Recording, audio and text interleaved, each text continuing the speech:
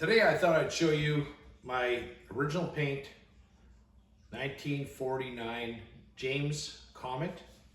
This is a 98cc Villiers powered motor. It's a 2-speed 1F model. That's the model of the motor. This bike is, I'm very happy I found this one. This is one I found in a barn in southern Manitoba about 4 years ago. It was placed there in about 1979, and the previous owner had just freshly rebuilt it, and he had used it since the 50s from what I was told. And he used this as a commuter to go into town. This little town was, probably a couple hundred people. He lived just outside of town, a couple miles, and this is what he used to go back and forth to town for a few decades. When I got it, it had been sitting in a barn with no door, which was really odd. It was like a big barn for like large equipment. This was stuffed at the very end of it.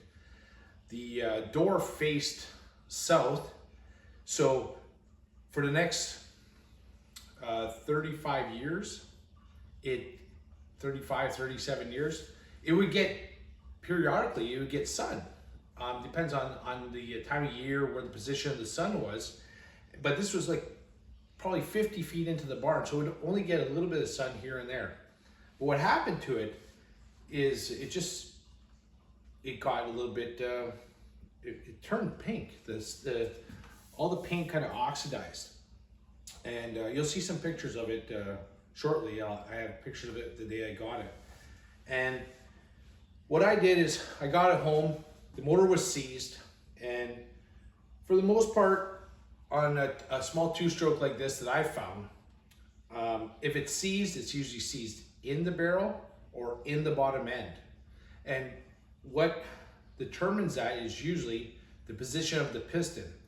If the piston is lower in the cylinder, it's usually the cylinder that will have the condensation come in through the exhaust port or the carburetor.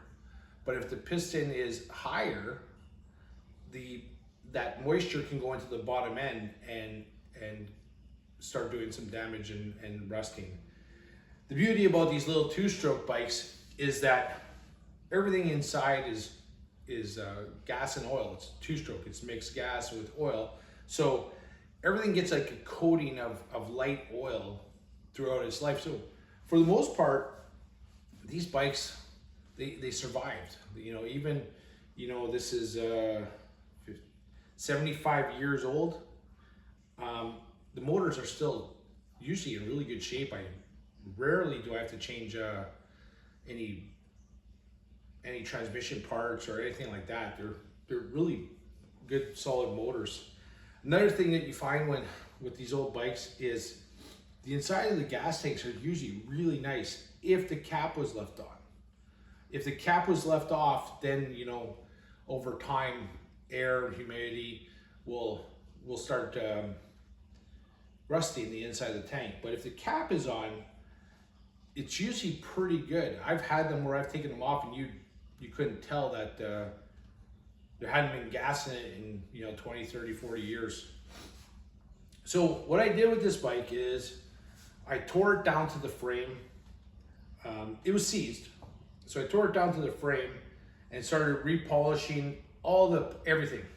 I polished all the paint, and to what you see now, this is your factory kind of maroon color of the era from James, for famous James, and it came out pretty nice. I'm very happy with the look of the bike. And then I started reassembling it. I had to do some work on the motor, but what's really neat about these motors is that it's an external flywheel, and it was really odd how this one was seized. It was seized on one of the coils to the flywheel, and so there's a couple of coils. There's a lighting coil. There's a regular coil to spark your spark plug. And it had, there a little, like almost like a drop of water had literally touched that and formed a bit of rust. So when I took this special tool to take the flywheel off, and I hit it, so like it's actually called a hammer tight. You actually use a hammer to break loose this nut, and the motor came unseized, which was very surprising. Very good, but very surprising. And another feature on these bikes is when you look at the flywheel, and I was saying how you take it off with this hammer. It's called a hammer tight wrench. It's a 2-stage nut. So if you ever have to work on these bikes, you know, once the nut comes loose, don't think that that's it. So it'll come loose and then it'll come really loose. It'll almost be like, okay, it's off, it's done. No, continue. It acts like a puller. The nut itself will, you know, hold the flywheel in position, and then as you start loosening it, it gets to almost like an empty spot, and then it'll start tightening again. And then it actually will push the flywheel off the shaft. The shaft these are very hard to time bikes because the shaft doesn't have a keyway like majority of other bikes where you have it's like a keyed way so you can, you know, it's just set. These ones you have to always kind of find your position using your top dead center to find where you want it to spark.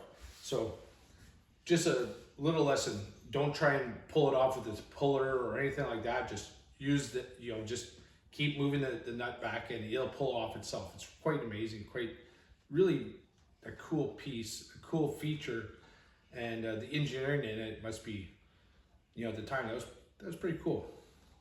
So some of the features on these bikes, so this is a 98cc, it's a 2-speed, and you shift it on this little shifter, which I'll show you shortly, and it goes back and forth. It just changes. It's just a 2-speed. This will do about 30, 35 miles an hour, 30, somewhere around there. You mix the fuel, and as you can see here, you're wondering what this is. This is a canister, and this is to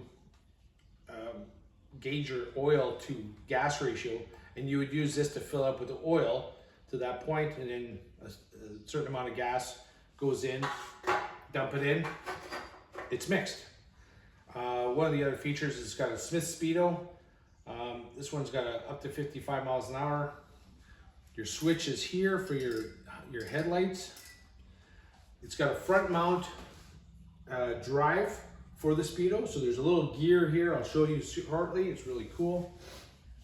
And this one I have had running, but now I still have to do a couple things. I have to add the fuel line back onto this, and a little cover, and the throttle, the clutch cable. So it's kind of a neat piece. It's it looks older than it is. A lot of people think this is turn of the century, but this is 1949, and they didn't change much till about 55. They had a different motor. I think it was called the 4F. It didn't have the external flywheel. It had a different kind of ignition. And you can determine the years by some of the features. Like this one's got a battery box, which I believe is the deluxe version. It's got a round toolbox, which is really cool. Some of the other ones had a square toolbox on the side of the bike, on the right side of the bike.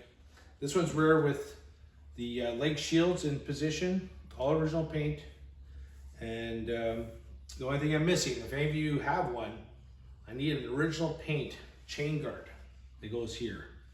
And they're very unique because they actually have, there's a flying wing here. It's hard to see, but there's a flying wing and it's a stamped.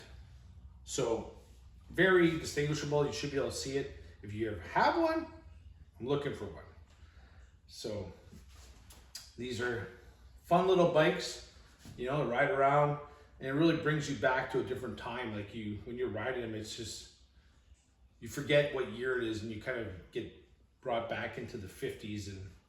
And my dad rode something like this back in the early 50s, mid 50s, late 50s, somewhere around there, to deliver newspapers. And these were cheap transportation. They got superb gas mileage, and a lot of young teenagers and use these. They rode around on them. This would have been, you know, kind of a bit better than the moped of the day. It was a very entry level, low cost motorcycle. So we'll get a little closer here. This is a Villiers motor. It even still has an old KLG plug in it. It's hard to see the emblem on this side. I'll show you the other side. But you know, there's a picture. That's the original James. It's really cool. These ones you could find, the frame number was on the back of the just underneath the seat. You know, just a nice little piece. This bike literally was pink. You won't believe it how well it came out, how well it came back. There's your switch, you know, headlight, high, low. Your Smith Speedo. Tail light, beautiful original paint. Look at that. Famous James. So that would have been the same outline that you have seen on the N emblem on the chain guard. This is neat. Well, this is the cover for the wiring for the tail light. Simple but effective. And again, here's the speedometer. You can see the drive comes all the way down the forks. And here's your Speedo drive down here. See how it turns?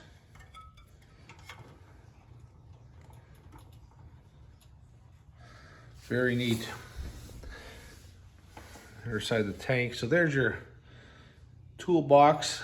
Your battery box. This is your toolbox. It just opens up here. It's been a while since I've opened this. There's your flywheel. This is that nut I was telling you about. So there's your points, there's your coils. This one's got 3 coils, so this one's a deluxe. It has a lights. Kicker. And your carburetor. So starting procedure on these are pretty neat. You just pull the petcock, and then what you do is you just push this. It's called a tickler. You see a little hole in there? So you push this, it submerges the float, allows the fuel to fill up in the float bowl. Once the fuel comes out of here, that means that float bowl is full. Give it a kick. I believe this one, yes. So this one actually has a choke. This is how primitive, but that's the air cleaner, and that's the choke. So you just would choke it like that. That has to be tightened up.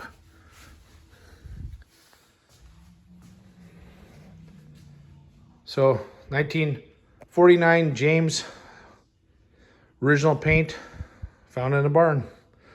Hope you enjoyed that. This is a display cabinet I have with a bunch of original paint pieces. There's an original paint tank that's just incredible condition. You can see the emblem's just beautiful, made in England. A couple other pieces, new old stock, 1946, 47. It's hard to That's an original James pin that I got from a friend who thought I should own it. And a bunch of original instruction manuals, owner's manuals. This was the day I pulled it out of the barn where it had been sitting for about 35 years. All original. A couple of the fellows I got the bike from, the older man, he bought it in '79 off one of his neighbors, the original owner, and never rode it, never started it, just, you know, put it in the corner, and you can see how pink it was. You can see how the difference was from polishing it by hand and how I got it. completely different color. It took a lot of work, but it was well worth it. Like and subscribe for more. Save the rust. Have a great day.